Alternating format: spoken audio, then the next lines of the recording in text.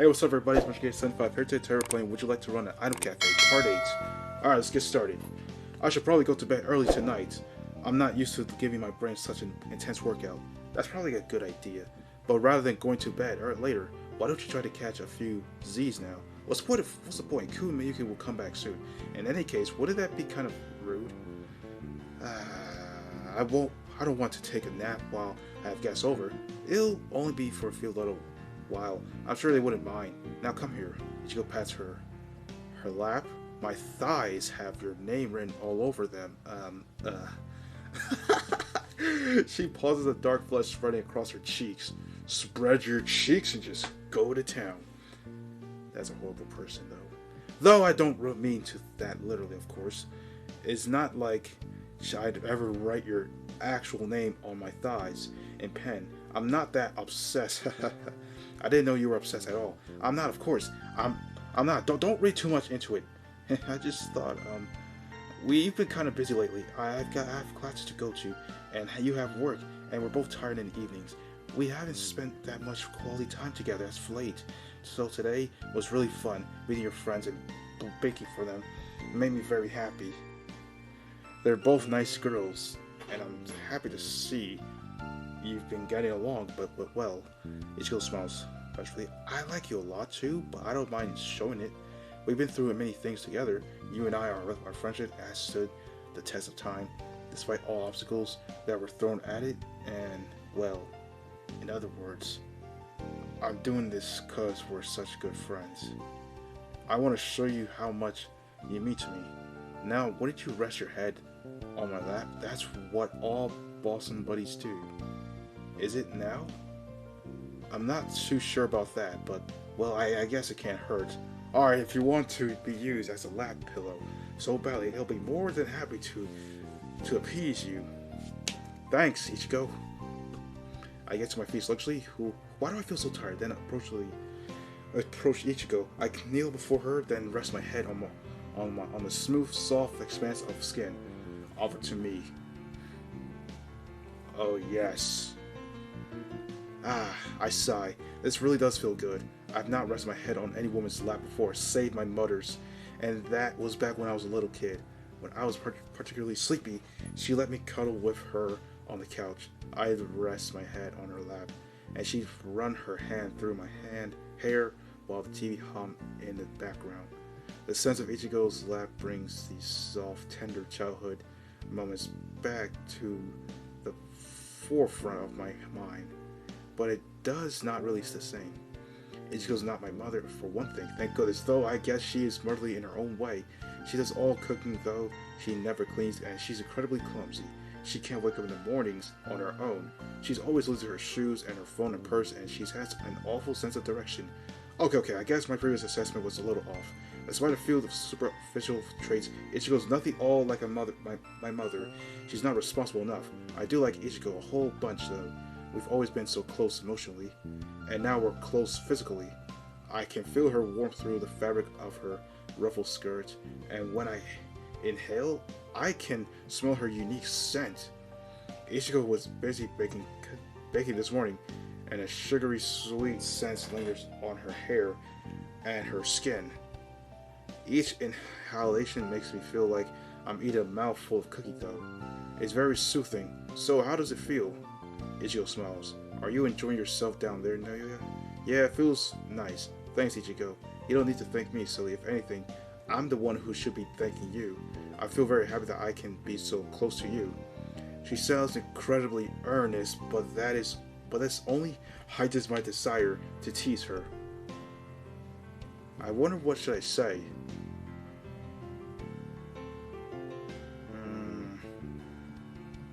Reply honestly to Ichiko, poke of fun. I don't know between the two, but poke of fun? I guess. You weirdo. I laugh. You're always making me this sound like some sort of honor. What's so great about being used as a pillow anyway? It sounds kind of kinky coming at it as your perspective. Don't you feel uncomfortable? Not at all. I can never ever feel uncomfortable around you, Nelia. I've known you for far too long. I guess that's true. We did used to take baths together and all. Yes, we did. I don't remember it myself, but your mother does have all those photos. You looked so cute back then. You were so small and innocent. Cute, huh? I glance up at Ichiko, eyes half lit with sleep, and shoot her like a dazzle grin. Are you saying you're into young boys? What? No, I don't like young boys at all. I only like you. You're the exception to the rule. Really, I feel flattered. You should. You of all people should know. I pledge the rest of my heart to idols. I'm all about cute girls. Shiori is my goodness. Goddess, I now worship her at all. At all daily. You made an atoll? Well, not really. Just have some of her merch set up in the corner of my room. I don't really pray to it either, at least not usual. So you do sometimes. Oh, only when there's like a wish on my mind I really, really want to be granted. Now that's interesting. When the last time you prayed to your Saint Shiori's then? Oh, it's been a while. Ichiko tries to fob me up, but I'm not having it. The way her eyes dart to one side, coupled with that heavy blush, is totally suspicious. Her expressions are giving the game away. You sure? Yes, I'm sure. Are you sure you're sure? I smirk. It's not nice to lie to your friends, Ichiko. Ichiko winces. Alright, you've got me there. I don't want to be a liar, so, she swallows. Truth be told, I did make a wish to her last night. Only last night? Yeah, it was about today, actually. Don't laugh, but I wish that I could have had fun time today with you, Miyuki, and Ku. This is the first time I spent any real time with them. And it's the first time we had a chance to have proper conversation. I wish I could make a good impression that we all be friends. I didn't want them to take me. Ichiko, my voice softens. Teasing her was a lot of fun for about 10 seconds, but now she sounds so earnest. I feel bad needling her. Why were you worried about all that, silly? There's no reason for them to hate you. You're a sweetheart. There was no way Miyuki and Ku wouldn't like you. I think you've got a bunch more good qualities than I do. That's not true at all. I like you a lot as well, Nelia.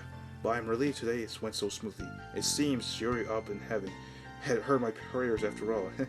Yeah, about that. You might call Shiori a goddess, but she's not a holy being. She's just an idol.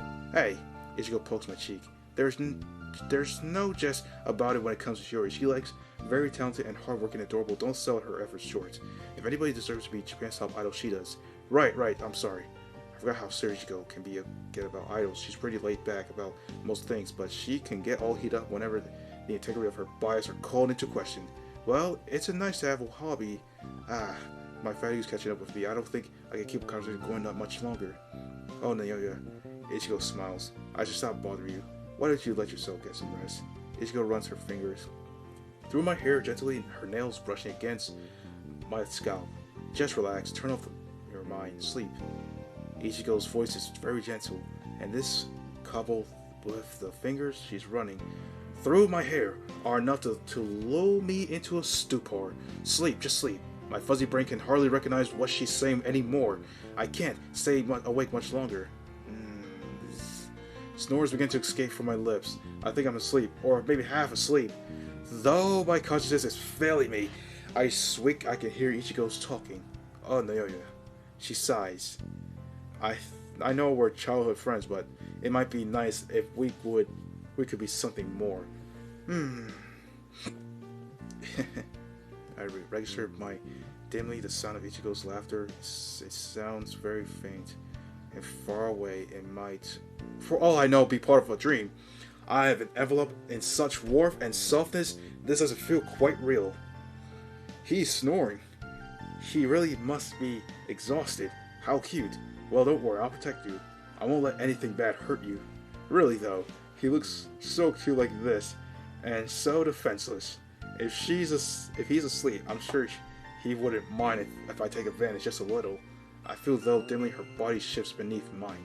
A few strands of her soft, silky hair brush against my cheeks. My eyes are closed, but I can feel Ichiko's breath against mine.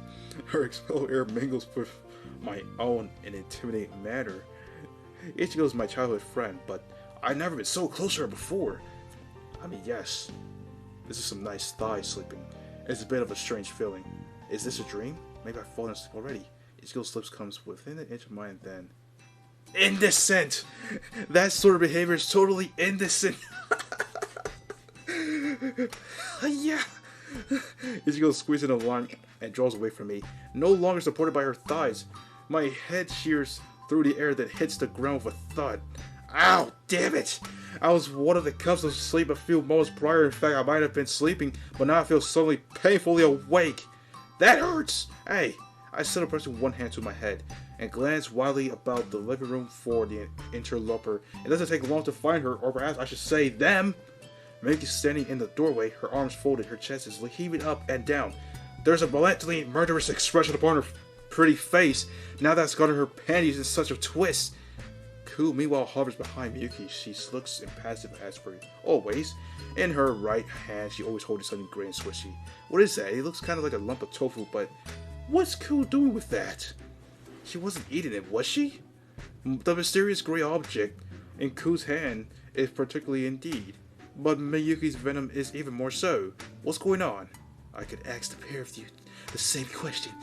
I offer you to clean up out of the goodness of my heart, and this is how you repay me?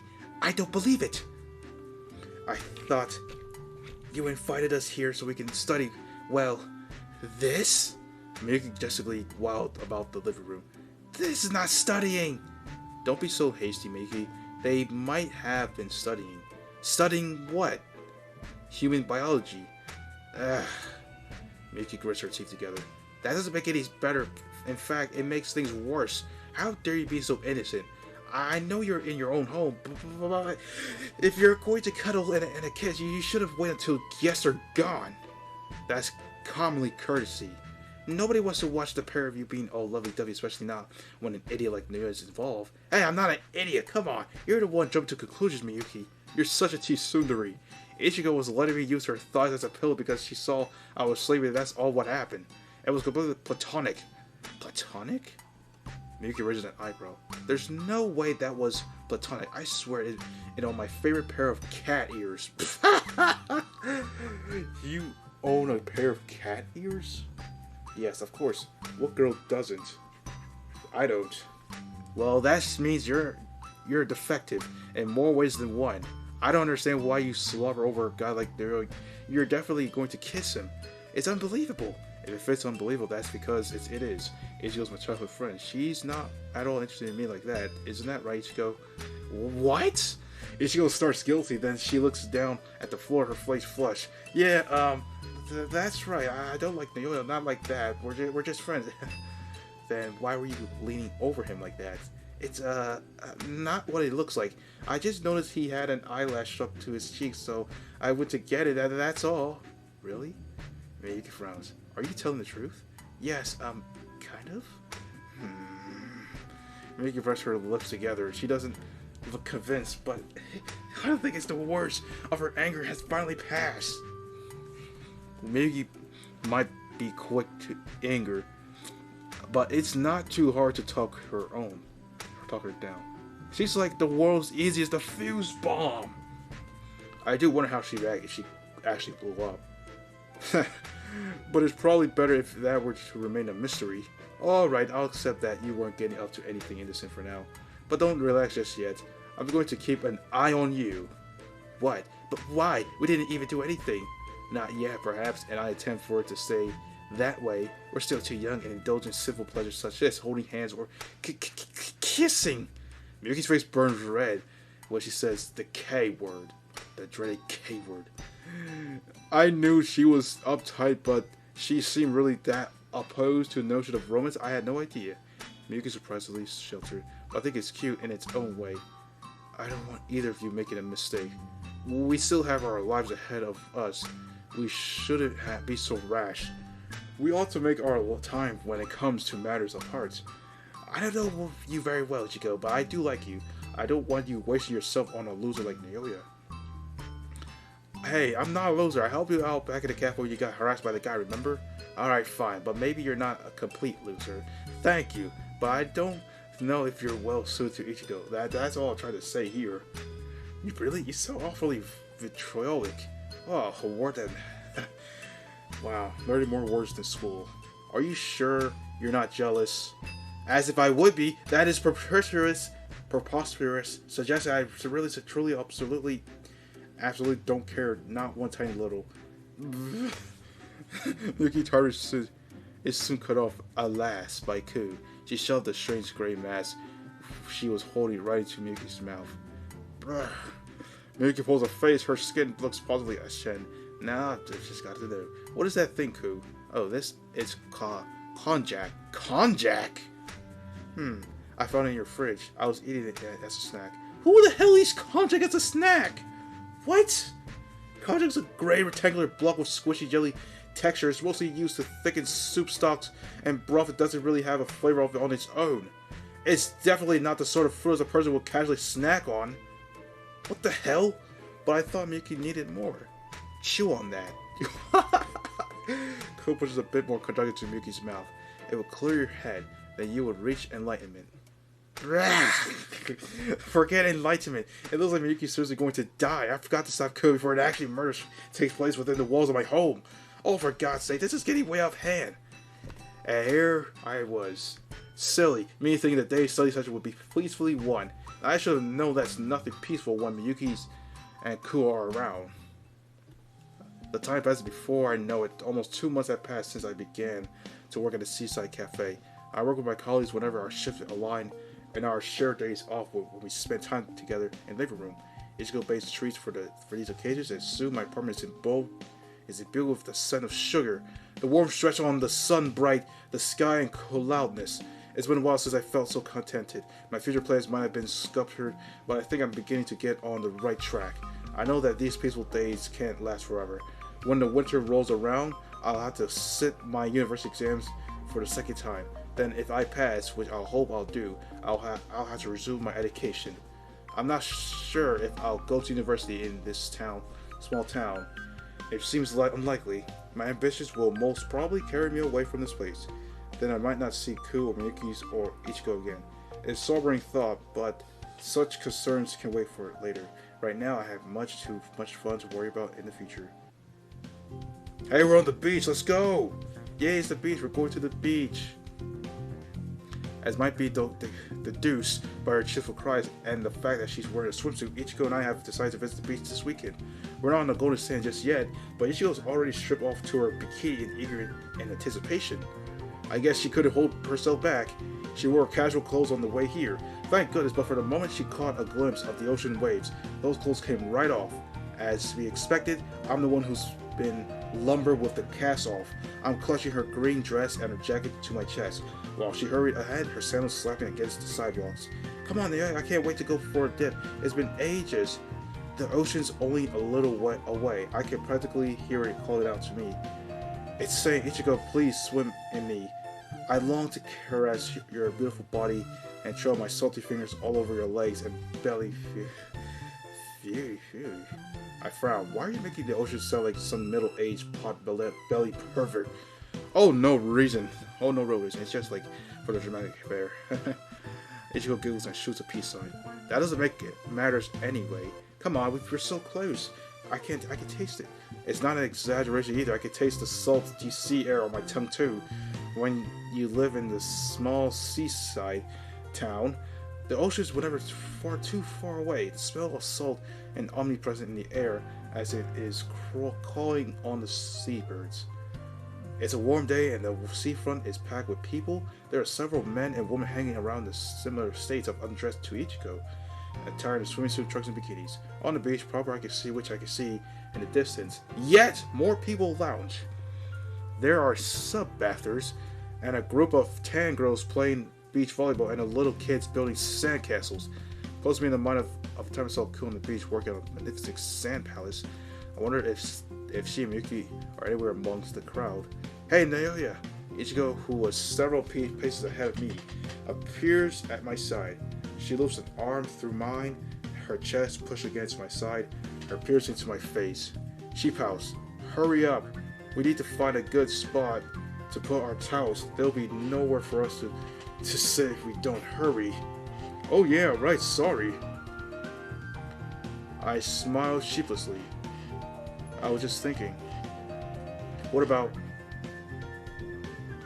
I think that would see... I already saw Ku in her swimsuit. Miyuki, how nice a bikini looks. I don't know. I guess. What? Really? Ichiko's face turns red. She giggles then abashed, nudges me in the side with her elbow. You're a charmer. If you say stuff like that, you're gonna make me fall for you. Anyway, Ichiko clears her throat. Let's go a move. Let's get a move on. The beach is like right there. I want to go swim. Ichiko throws her arms in the air. Duplication.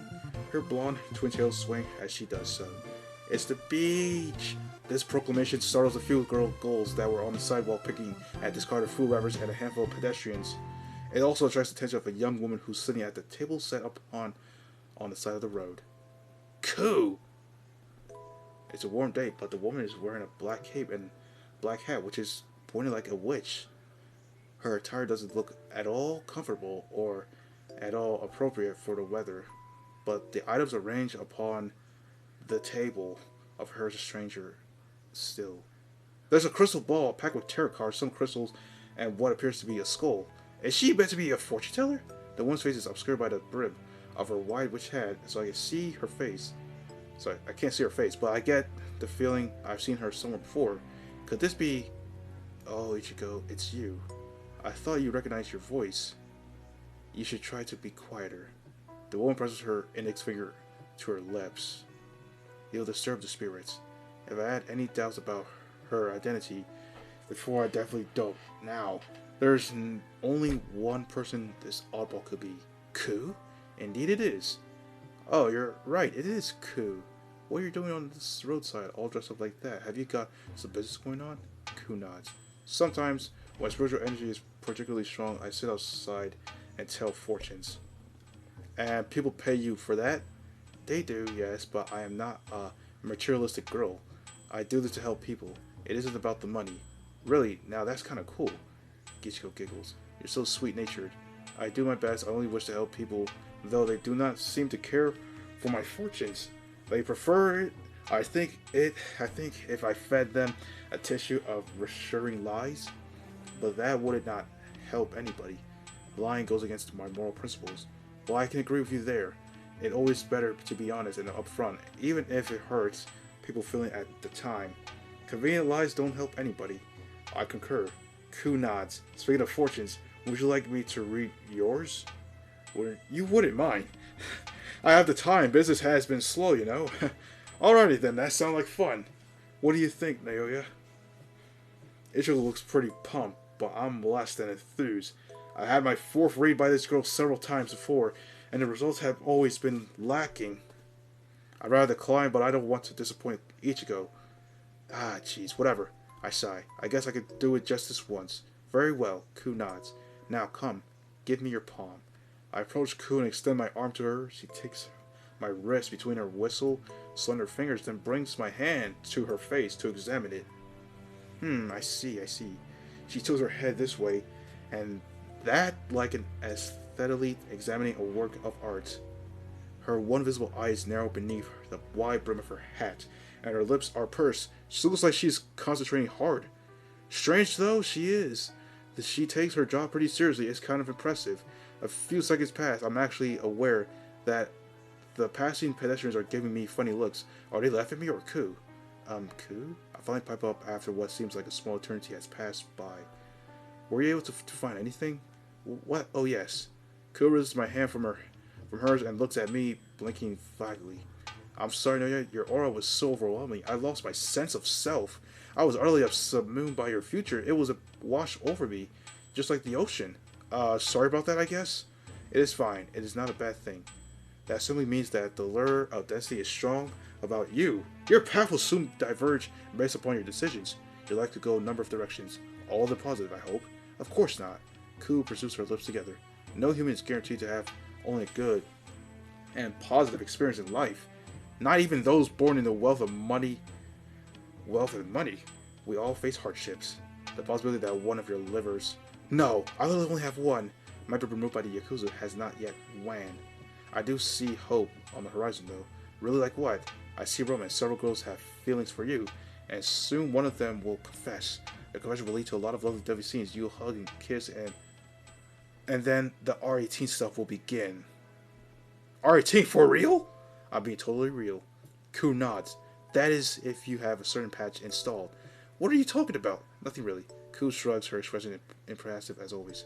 And it's not all sweet whisper nothing's on your horizon, though I can see misfortune too, and plenty of it. Disasters lurking on the horizon. Soon you'll be in a pitch which will affect not only you, but those around you. Hard times are to come, but do not worry. Ku offers me a smile, a rare smile. You will not face these challenges alone. You will change much, and in time, I think you'll be able to face any hurdle life throws at you. You just need to believe in yourself. Oh man, spend the rest of my day turning to Ku's mysterious words over in my head. I have no idea what she means by an impending disaster, but her predictions are a future romantic and entanglement are easier to discern. Does she mean that in the near future I'll get a girlfriend? I've not had a girlfriend before, unlike the other guys my age. It's not something I've ever been that hung up about. I was more invested in my image than in personal relationships in high school. I was so desperate to be taken seriously. I put my all into cultivating a fierce, unapproachable image. No self-respecting girl gave me the time of the day back then. They all kept their distance, Ichiko, except Ichiko, but I kept pushing her away. I thought I looked cool and tough back then, with all my bleached hair and my piercings, but now I could see myself for what I was. I wasn't happy with myself. I was so compensating. I threw away almost 2 years of my life because of my fragile ego. Since I didn't even like myself back then, it was impossible, unthinkably, even that a girl might be able to. I had too many flaws and faults. I've since changed, of course. I'm more comfortable with who and what I, even if that is nothing special. And now I'm not getting in fights every other day. I have enough time to think about my future. Maybe I should try and get a girlfriend. I think I'm mature enough to commit now, and I'd like to show what it feels like to fall in love. I've watched enough romance dramas with Ichiko to know the basics of dating. For what I've gathered, there's a lot of holding hands and covert kisses and going on dates. I'm 20 years old, but I've never experienced any of that. I think it'd make for a nice change of pace. I want to live the rest of my life alone. The only question is, if I ever did get a girlfriend, who would I choose? Why stop at one girlfriend? Actually, after giving it some thought, why should I concern myself with one girlfriend? If I'm going to fantasize about falling in love, then I got to do it properly. In my dreams, I'll date Ichiko, Ku, Miyuki, all at once. Then none of them need to feel left out, and we can continue spending the time together as we always have. I think it's a perfect plan.